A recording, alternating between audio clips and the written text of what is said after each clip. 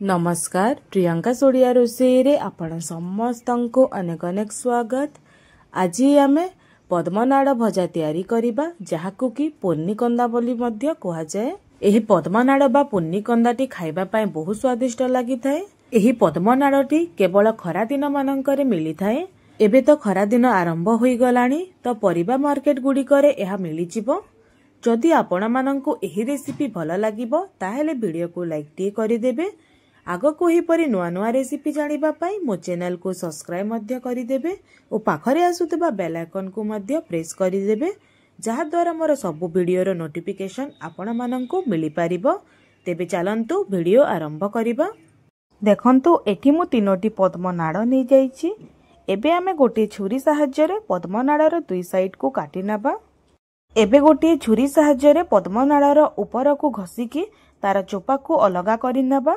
देखंतु मु जेमिति करूची सेमिति करिवे।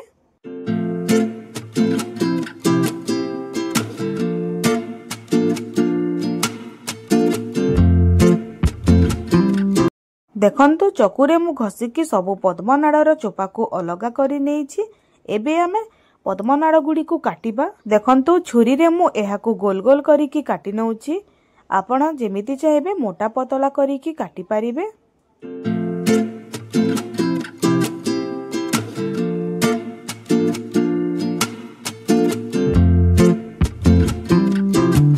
देखंतु मु सब पद्मनाड़ गुडी को काटि नेइछि।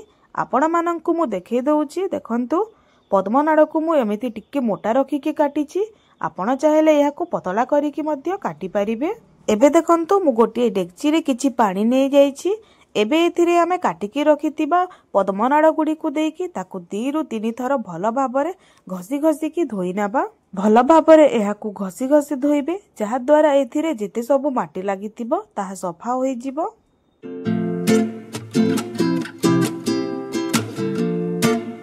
देखंतु पद्मनाड़ को मु भल भाबरे धोई सारिबा परे गोटे प्लेट को काढी नेइछि। एबे आमे एहा को सिझाइबा। पद्मनाड़ को सिझाइबा पई कढ़ेई रे मु किछि पानी गरम करि नेइछि। एबे एथिरे मु हाफ चामच लूण दउछि। एबे एथिरे काटिकी रखितिबा पद्मनाड़ गुडी को देबा।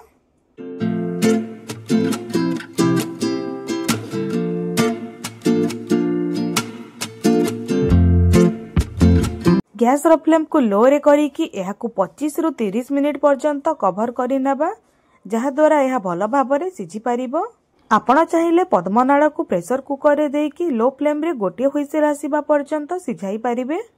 पद्मनाड़ सिझिबा भितरे एबे आमे मसाला तयारी करि नबा।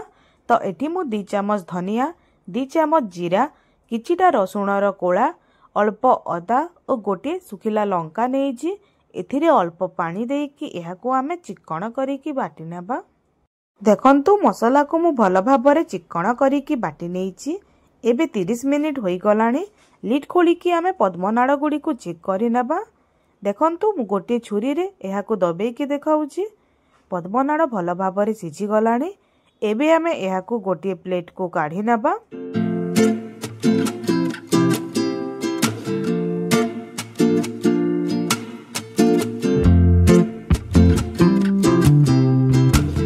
एबे गैस रे मु कढ़ेई टिए बसाई नेइछि। सेतिरे मु 2 रु 3 चामच तेल दउछि। तेल गरम हेबा पर एतिरे हाफ चामच सोरिष दउछि। एबे सोरिष को आमे भल भाबरे फुटिबा पई देबा।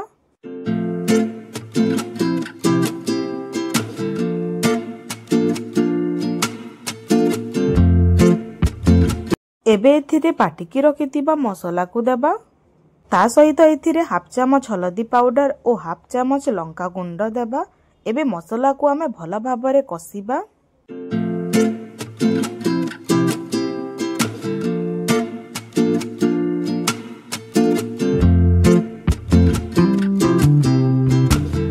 एबे देखंतु मसाला भल भाबरे भाजी होई गलानी।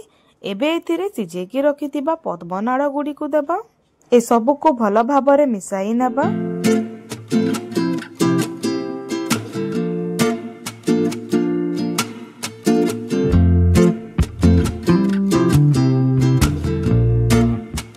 एबे एथिरे हाफ चामच लूण बा स्वाद अनुसार लूण देबा और गोटे चामच गरम मसाला मध्य देबा।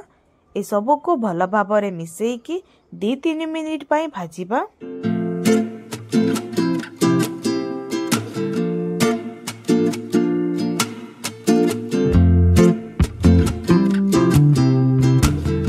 गैस रो फ्लेम को लो रे करिकी एहाकु 3 मिनिट पई कवर करि नेबा।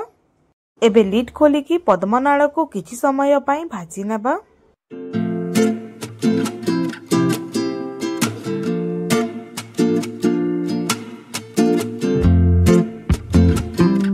एबे देखंतु प्रस्तुत होई गला पद्मनाड़ भजा। एबे गैस रो फ्लेम को ऑफ करिकी एहाकु आमे गोटे प्लेट को काढी नेबा। एही रेसिपी को घरे थरे बनेइकी खांतु। केमिति लागिला कमेंट करी निश्चित जणांतु। तेबे आजि पई एतिकी, पुणी आसीबी आ गोटे नुआ रेसिपी नेइकी। से पर्यंत रहुची। नमस्कार।